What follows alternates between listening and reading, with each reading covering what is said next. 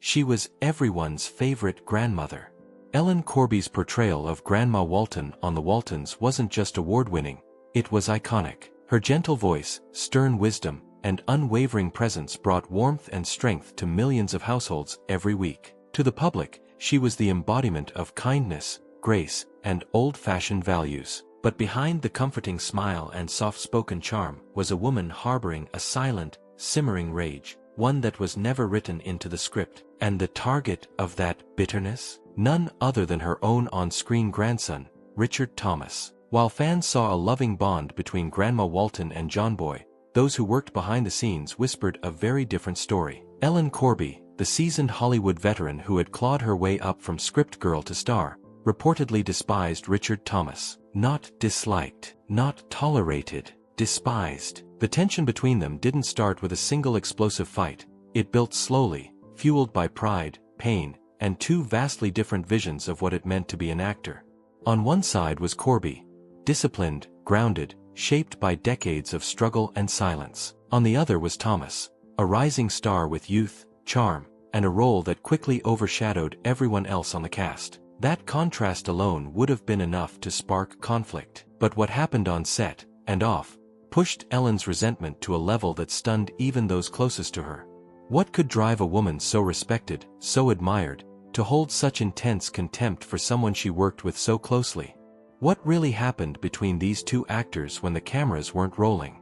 And how did this feud shape not just their personal relationship, but the very soul of the Waltons itself? You may think you know Ellen Corby, but after hearing the full story, you'll see her, and Richard Thomas, in a completely different light. Because behind the scenes of one of television's most beloved families was a Cold War no one dared speak of, until now. Ellen Corby wasn't just another cast member, she was the backbone of the Waltons set. Long before the fame, she'd built her career the hard way, grinding through Hollywood as a behind-the-scenes worker before finally stepping in front of the camera.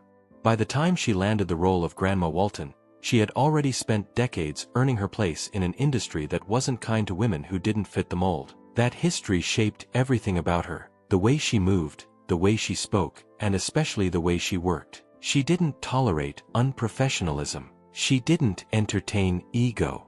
She showed up prepared, sharp, and fully committed, every single time. To younger actors, she could seem intense, but to those who understood her journey, she was a master of her craft. There were no shortcuts in Ellen's world. Every line had to mean something. Every pause, every glance, it was all deliberate. She came from an era where discipline mattered more than charm, where actors weren't expected to be famous, but solid. And that's exactly what she was, solid as a rock, and just as unshakable. Crew members often said she had little patience for anyone who treated the job casually. If you didn't bring your A game, she noticed. And if you didn't respect the work, she remembered. Ellen's presence alone demanded focus. She didn't shout, she didn't scold, but her silence could cut deeper than any outburst. Even the showrunners tread carefully around her, knowing full well that her dedication had become one of the show's defining forces. So when a new energy entered the room, louder, looser, and not bound by the same old-school rules, Ellen didn't welcome it. She bristled, and that tension, though unspoken at first, would soon grow into something far more personal. Richard Thomas wasn't just a rising star, he was the star.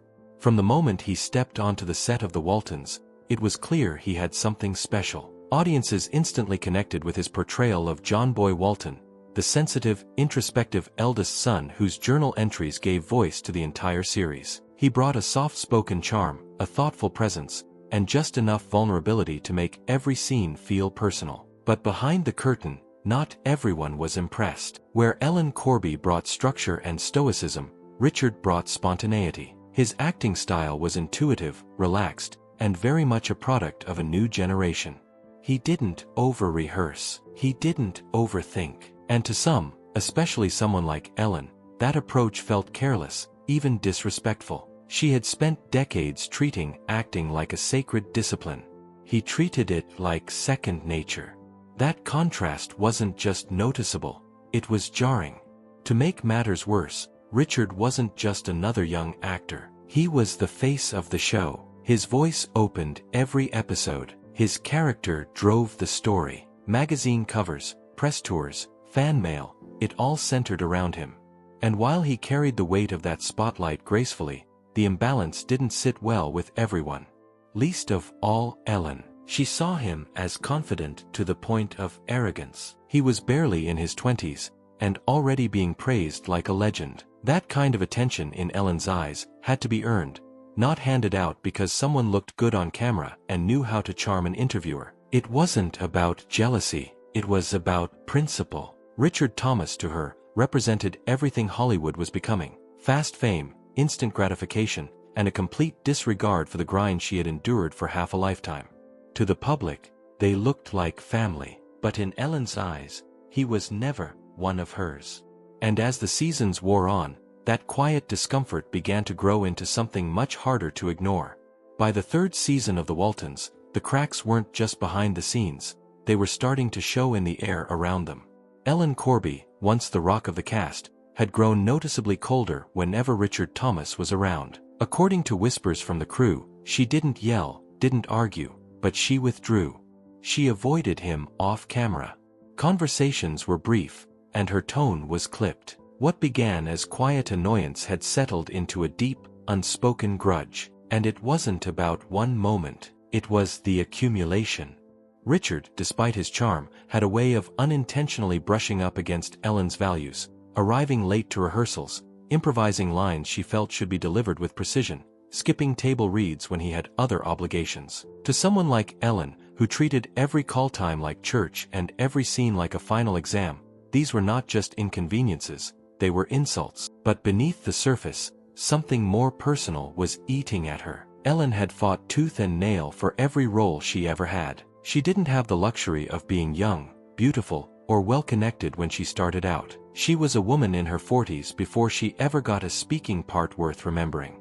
So to watch Richard Thomas, still in his 20s, be handed the spotlight, the praise, and the platform without what she considered to be true dues paid, that stung in a way no one on set could fully understand. She reportedly began to speak about him behind closed doors, nothing loud or slanderous, but cutting.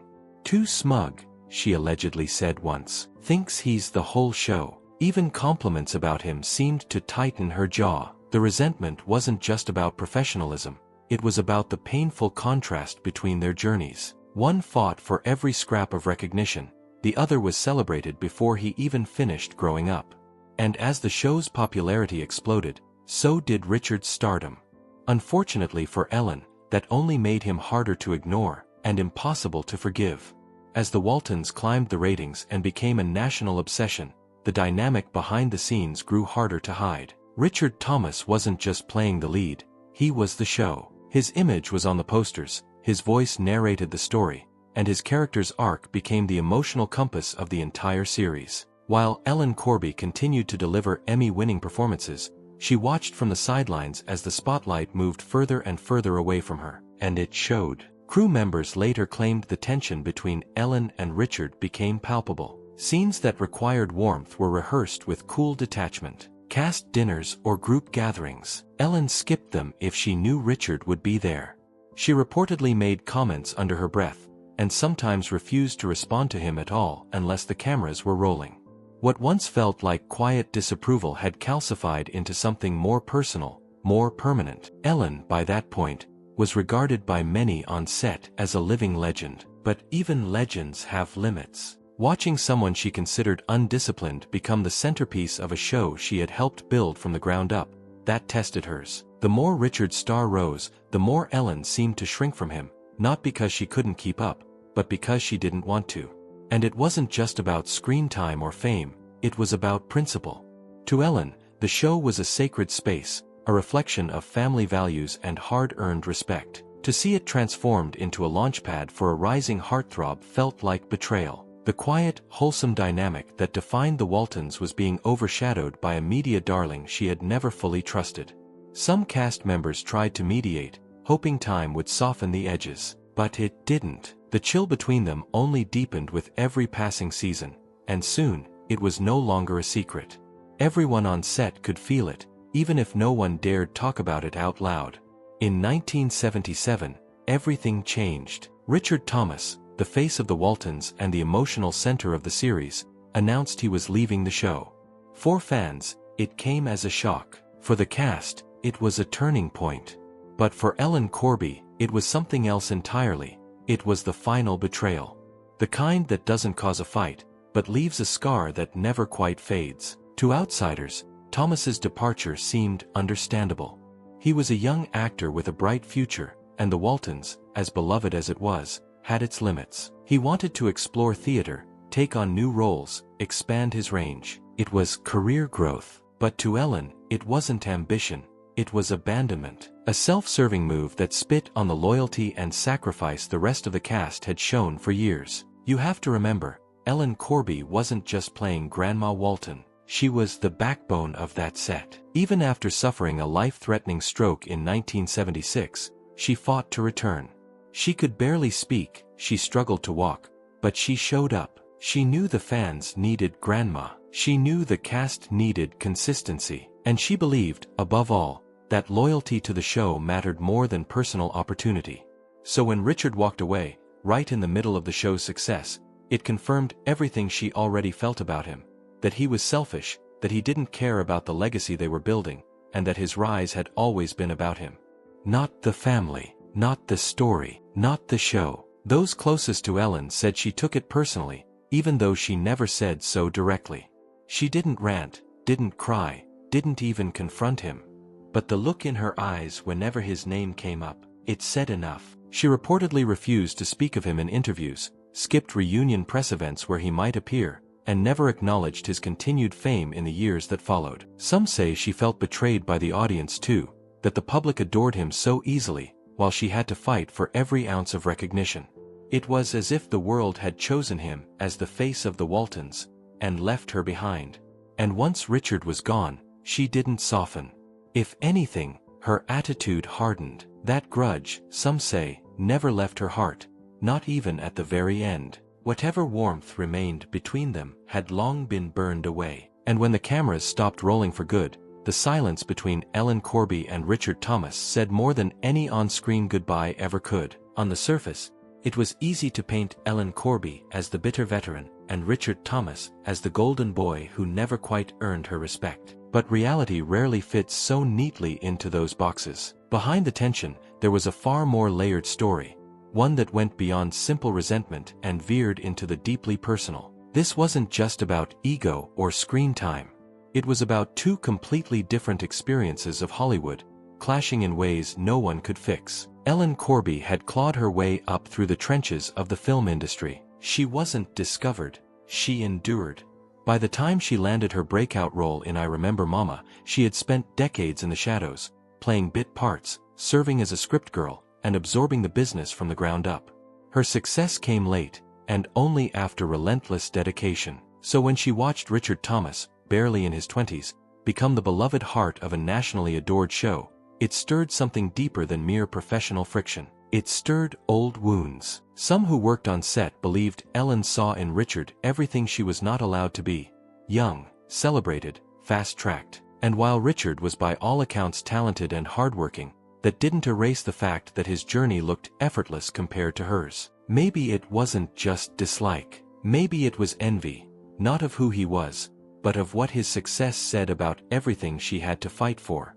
There were whispers that her stroke in 1976 had only intensified those emotions. After suffering through months of grueling rehabilitation, she returned to the set changed, slower, more reflective, but also more emotionally raw. Every interaction seemed to carry more weight, every memory, more sting. And in that state, old frustrations didn't fade, they festered. But perhaps the most tragic part of it all is this: there was never a real confrontation, no clearing of the air.